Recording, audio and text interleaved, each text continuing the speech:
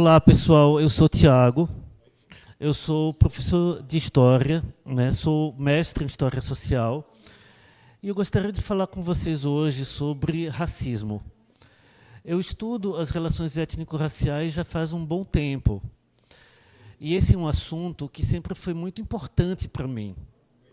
É claro que a minha fala ela não substitui a de um professor negro, porque ele fala a partir do lugar da dor, de quem sente o racismo. Eu falo de um outro lugar, o lugar de quem é privilegiado. Só que esse privilégio ele é odioso, ele é perverso. Então, eu entendo que nós todos precisamos lutar contra ele. E é nessa perspectiva, pessoal, de quem identifica o privilégio que tem e compreende como ele é violento, que eu quero discutir com vocês hoje sobre racismo. E nessa minha fala, a gente vai perceber a importância de se lutar contra o racismo. Vamos começar? Bom, nesse primeiro slide, a gente tem o Silvio Almeida falando sobre racismo estrutural. Nesse livro, ele vai explicar para a gente por que o racismo não é algo individual. Se fosse individual, seria muito mais fácil, talvez, da gente resolver esse problema. Só que ele está em toda a nossa estrutura. Ele está arraigado na nossa sociedade, na nossa forma de pensar, de agir, de se relacionar com o outro e com nós mesmos. Como ele mesmo diz, o racismo se expressa concretamente como desigualdade política, econômica e jurídica. Falar sobre racismo, gente, é falar sobre perda de direitos, de acesso. Isso é muito grave, né? Isso é muito sério. E aí aqui eu trago para vocês a Lei Áurea. Depois, quem quiser, dá uma pausa nesse slide para ler direitinho uma lei. E ela é bem problemática. Por que motivo? Porque ela não resolve o problema. O que ela faz? Ela apenas diz que não temos mais pessoas escravizadas no Brasil, ponto. Não se cria com essa lei nenhuma política, né, que inclua as pessoas negras. Nem era esse o objetivo, como a gente vai ver. A Lei Áurea, a gente causa uma grande discussão no Brasil, por parte das nossas elites, que vão ficar preocupadas agora com de que forma vai lidar com essas pessoas que antes eram escravizadas e agora não são mais. A Emília Viotti da Costa, que é uma historiadora bem conhecida, ela está discutindo justamente a abolição, né? E ela vai falar vai analisar como é que na Câmara, né, dos Deputados, essa temática está sendo discutida. Isso logo depois da abolição. E aí, vejam só o que ela encontra. Na Câmara dos Deputados, os nossos políticos eles estão discutindo a abolição como uma forma de libertar os homens brancos do peso da escravidão e das contradições que existem entre escravidão e os princípios liberais. Vejam que coisa, a abolição não foi feita para libertar pessoas negras, foi feita para que os senhores de escravos não sofram mais a pressão que estavam sofrendo, né, no Brasil, porque desde o finalzinho do século XVIII, gente, nós temos uma nova forma de pensar a sociedade, né, em pauta. No final do século XVIII, a gente tem o quê? A Revolução Francesa, né? A gente tem a independência dos Estados Unidos. Nós temos uma série de princípios iluministas que estão se materializando. Está se falando em direitos humanos, né? Está se falando que todo mundo é construtor do mundo que vive, da sociedade em que vivemos, e que todas as pessoas precisam ser consideradas iguais. E aí a escravidão começa a aparecer como problema, né? A gente inicia o século XIX com a ideia de que a escravidão era algo interessante e a gente caminha ao longo do século XIX vendo uma mudança nessa forma de pensar a escravidão que antes era tão natural, agora começa a ser entendida como algo complicado, algo não civilizado, algo absurdo, inclusive, né? Começa a se discutir, pessoal, se a escravidão realmente vale a pena, porque o trabalho assalariado começa a ser considerado mais produtivo do que o trabalho de pessoas escravizadas. Então vejam que essa não é uma fala, não é uma discussão que entende o trabalho escravizado como algo necessariamente ruim. É o mercado que conta, né? É mais produtivo, é mais rentável ou não é? Não se está levando em consideração se você ter pessoas escravizadas é algo vil ou não, nesse primeiro momento, né? Nos anos 70, a gente começa a ver no Brasil todo um movimento que vai ganhando força pela abolição. Aí sim, a gente começa a ver uma discussão acontecendo que vai pensar o trabalho de uma pessoa escravizada como algo vil, né? Como algo terrível. E vai ter gente, inclusive na Câmara dos Deputados, que vai começar a dizer que é necessário, sim, uma política de reparação, de assistência. Só que, claro, que esses deputados são vozes que não vão ter força, né? Tanto que, como a gente vê, não houve política de reparação, não houve nenhum esforço de inclusão, muito pelo contrário. Pessoas negras no Brasil foram entendidas como um problema por causa de uma mentalidade, né, racista, absurda, que estava em voga e ainda está, né, desde aquela época. As teorias raciais são do século XVIII, chegam no Brasil no século XIX, e aqui no Brasil, pessoal, elas vão ganhar muita força. O Sidney Chalumbi, que é um outro historiador bastante conhecido, nesse livro Cidade Febril, ele está falando sobre as classes perigosas. Esse conceito ele foi estudado por um chefe de polícia francês, que entendia classes perigosas como aquelas pessoas que em algum momento da vida cometeram algum delito, só que ao falar sobre classes perigosas, ele mesmo confunde classes perigosas com pessoas pobres. E quando isso chega aqui, quando esse conceito chega aqui no Brasil, ele cola nas pessoas negras. Então, classes perigosas aqui no Brasil acaba se tornando pessoas pobres e negras.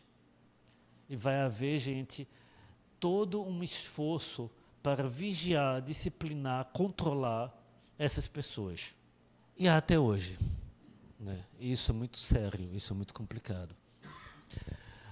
Então, a pobreza, né, era entendida como algo vicioso, que tem a ver com algo que é nefasto, é ruim, tem a ver com índole também, tem a ver com má índole, o vício. E o negro, né, ele era aquele sujeito que teria em si esse vício, né? Essa ideia chega ao século XX, inclusive, né? No mesmo ano da abolição, né, na segunda metade do mesmo ano, 1888, a gente tem na Câmara dos Deputados um projeto que estava para ser votado, né, que foi votado, sobre o ócio. Ele estava querendo punir o ócio.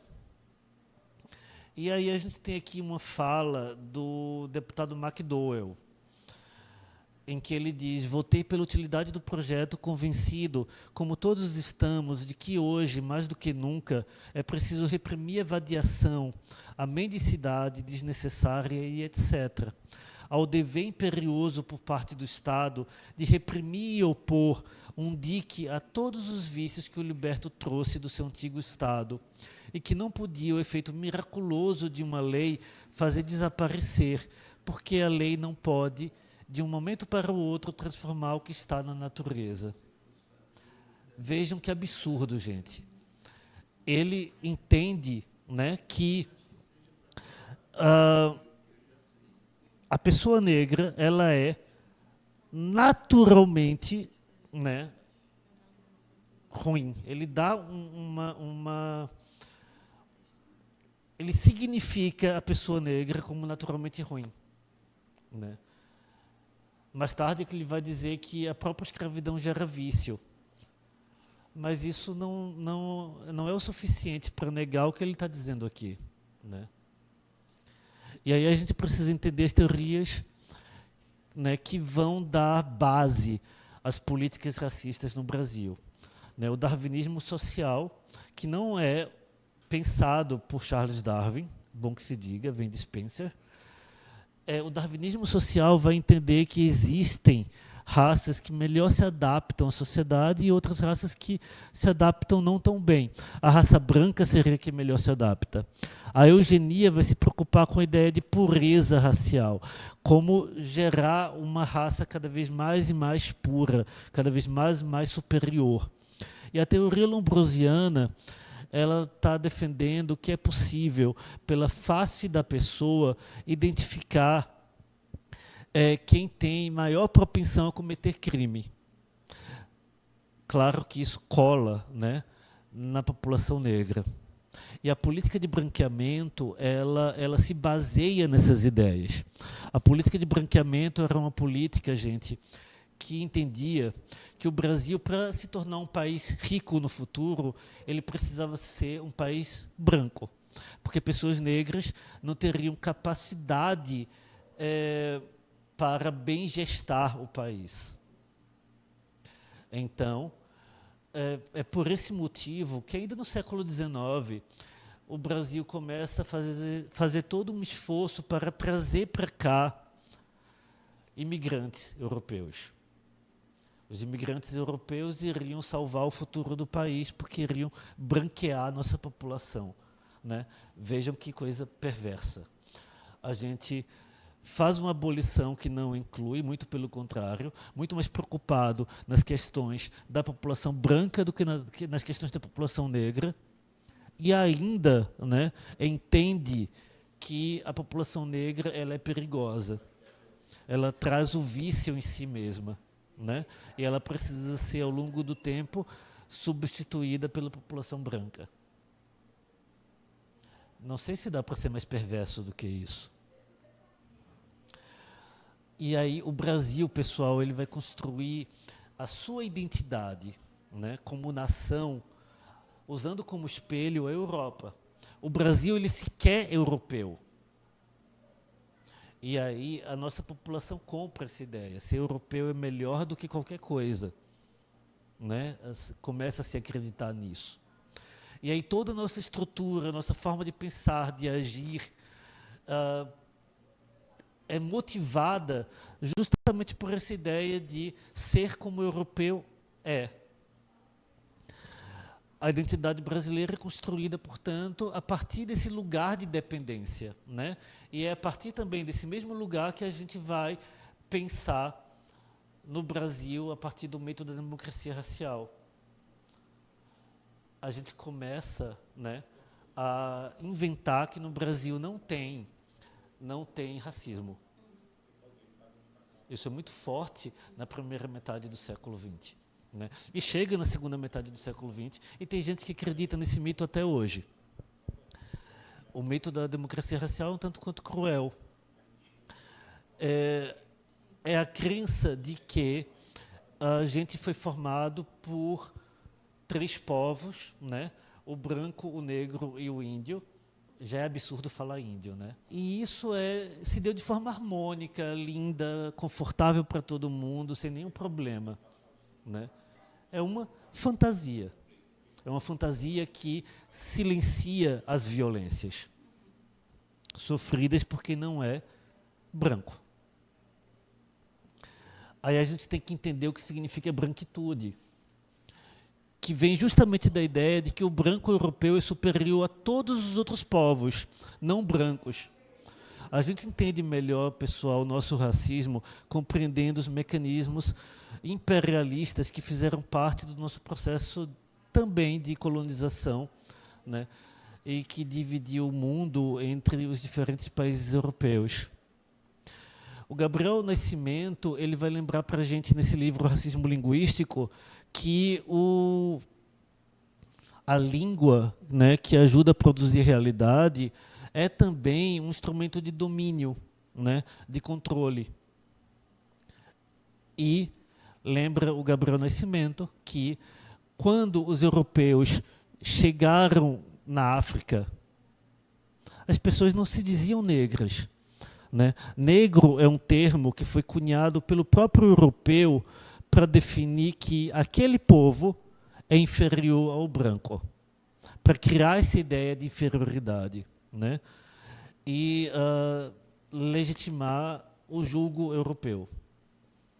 Porque os europeus acreditavam que estavam ajudando o povo que eles dominavam, porque sozinhos aqueles povos não conseguiriam crescer. E com a ajuda benevolente dos europeus, né, eles iriam se desenvolver melhor.